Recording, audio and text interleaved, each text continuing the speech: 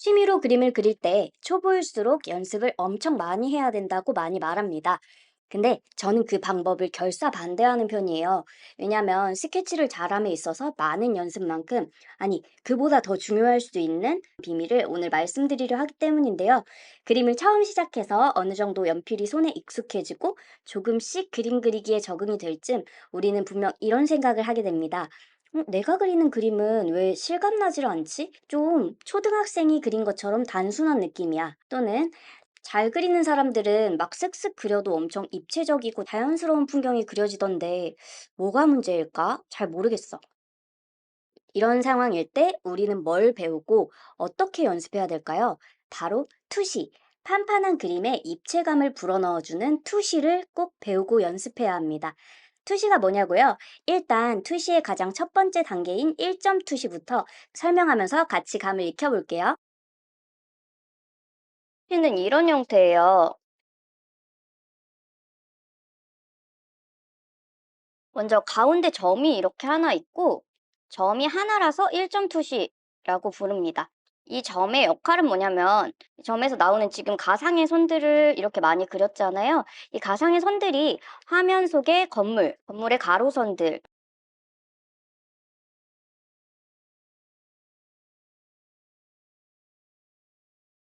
이 건물의 이쪽 면 가로선 기울기가 점에서 나오는 기울기에 영향을 받는다는 거예요. 자, 이게 첫 번째 규칙입니다. 가로선 1번. 자, 그러면 이런 궁금증이 또 생기실 수 있을 거예요. 이쪽 면의 가로선 기울기는 점에서 나오는 기울기가 되는데 이쪽 면들 있죠? 이쪽 면들의 가로선 기울기는 어떤 기울기가 되냐? 가로선의 두 번째 케이스는 수평 기울기로 그려주시면 됩니다. 수평 기울기는 요렇게 기울기가 없이 평평한 선들을 말하는 거겠죠? 자, 그래서 1점 투시에서는 이렇게 두 가지 가로선만 기본적으로 사용을 하시면 건물을 입체적으로 그릴 수 있어요. 자, 그러면 또 하나 체크할 부분이 있겠죠? 건물의 세로선. 이렇게 건물이 늘어서 있을 때 세로선 기울기는 어때요? 세로선 기울기는 수직선 기울기. 이 공간 안에 있는 거의 모든 건물의 세로선들이 수직선 기울기를 가지게 돼요. 요 세 가지 법칙에 맞춰서 그림을 그렸을 때 1.2시의 구체적인 형태가 완성이 된다라고 생각하시면 되겠습니다. 여기서 땅도 그리고 뒤에 있는 뭐 산도 그리고 땅의 지평선도 그리고 뭐 요렇게 한다고 했을 때 전체적인 모양이 어떻게 되는지 제가 한번 그려서 보여드릴게요.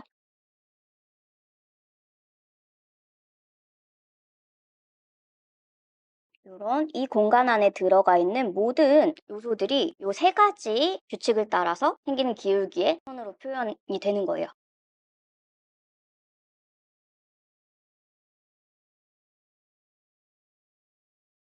산.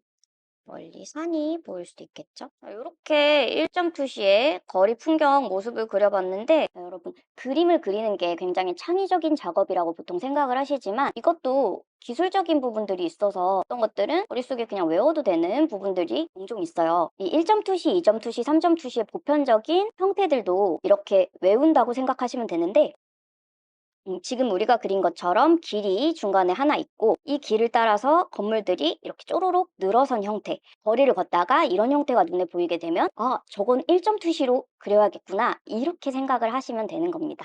자, 길이 있고 길에 건물이 이렇게 늘어서 있는 형태. 이런 게 1점 투시의 형태다.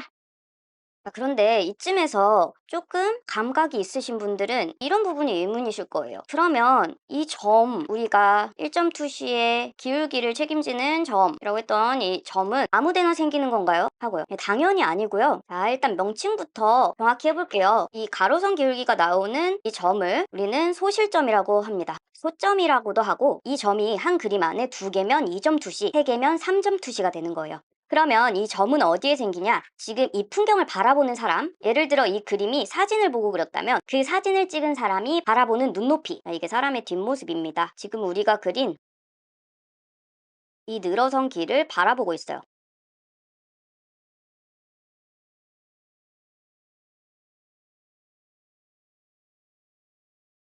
자, 이 길을 바라보는 사람의 시선의 높이가 그림 전체에서 이 부분 정도에 위치한다는 거예요. 그래서 이 부분을 눈높이 혹은 시점이라고 하고, 소실점은 꼭 이 시점의 수평선 기울기 안에 생길 수밖에 없게 된다. 이렇게 기억을 하시면 되겠습니다. 그러면 이 시점이 아래로 내려가면 어떨까요? 어떤 사람이 이 비슷한 길을 길바닥에 쪼그려 앉아서 보고 있는 거예요. 그래서 시점이 이 정도 된다고 생각해 볼게요. 사람이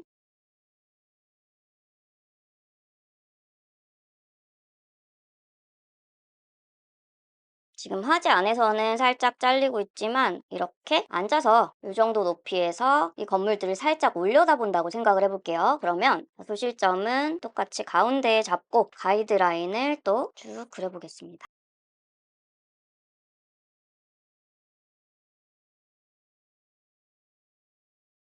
이렇게 아래에서 좀 더 올려다본 것처럼 좀 더 아래에서 본 것 같은 구도로 그려주게 될 거예요.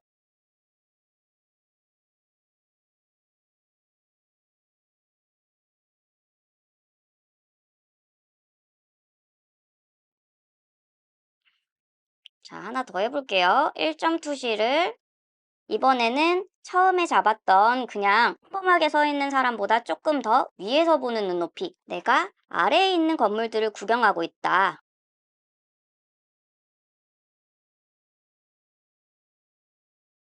베란다 난간을 잡고 높은 층 창문에서 우리 집보다 좀 아래쪽에 있는 건물들을 바라보고 있어요. 그러면 여기 눈높이가 이 정도에 있으니까 시점이 이렇게 생성이 되겠죠? 여기 정도를 소실점으로 잡고 가이드라인을 쭉 그려볼게요.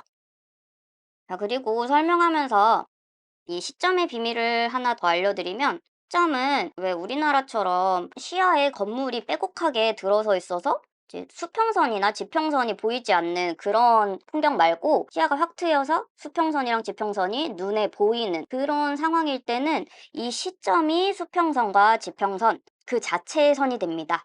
아무튼 그렇고요. 여기 지금 잡아놓은 가이드라인을 따라서 한번 쭉 늘어선 1.2시에 위에서 본 건물들을 그려볼게요. 자, 당연히 가로선 기울기는 여기서 나온 요, 요 기울기들이 되겠고, 1.2시의 가로선 두 번째 케이스는 뭐랬어요? 수평선 기울기. 이렇게 건물 윗면. 그리고 1.2시의 세로선 기울기는 수직선 기울기라고 했죠? 건물이 하나 생겼어요. 쭉 늘어선 형태를, 우리 한국에서 정말 많이 볼 수 있는 형태, 쭉 늘어선 형태로 건물들을 이렇게 그리다 보면 길이 있는 것처럼 보이는 형태가 완성이 돼요. 쌍, 도 만들어주고.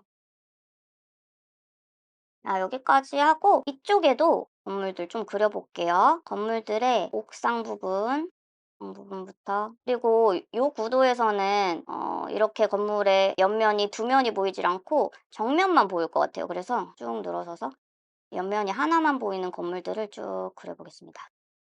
이것도 위에서 보는 거라 조금 어색할 뿐이지, 요런 눈높이나 요런 눈높이나 요런 눈높이의 1.2시 그림과 비교했을 때 전혀 다른 규칙이 없어요. 똑같이 규칙을 적용해서 그리시면 요런 위에서 본 구도의 2.2시 풍경이 완성이 되는 거예요. 이 뒤에도 뭐 건물들이 있겠죠? 한국에는 엄청 건물들이 많이 늘어서 있으니까 그 건물도 하나 그려서 막아주겠습니다. 자, 여기까지 세 가지 눈높이의 실외 풍경 1.2시에 대해서 가볍게 이야기를 드려봤어요. 우리 지금까지 배워본 1.2시로 진짜 풍경을 그려보면 어떨지 한번 제가 빠르게 시연해 볼게요.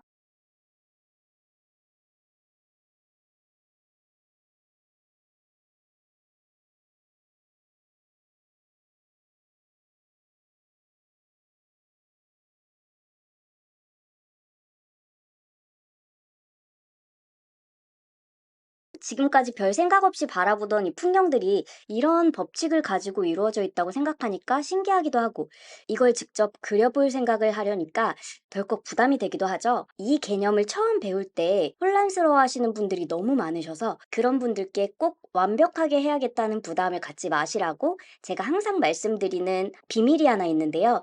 이 투시라는 거 사실 허구의 존재입니다. 지금까지 이렇게 설명 다 해놓고 이게 무슨 소리냐고요?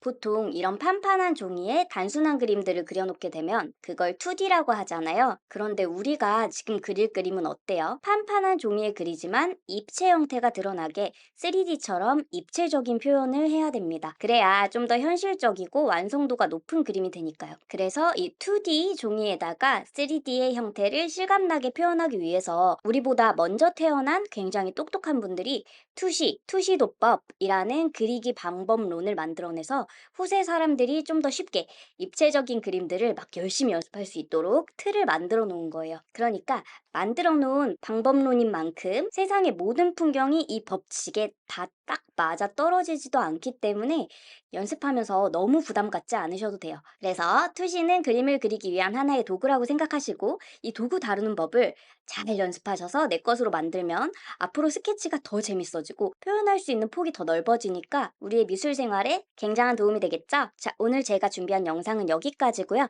다음 시간에는 오늘 내용과 이어지는 더 재밌는 투시 이야기 들고 찾아와 볼게요. 오늘 제 영상이 도움되셨다면 좋아요, 구독, 알림 설정 부탁드리고요. 그럼 다음 시간에 또 만나요.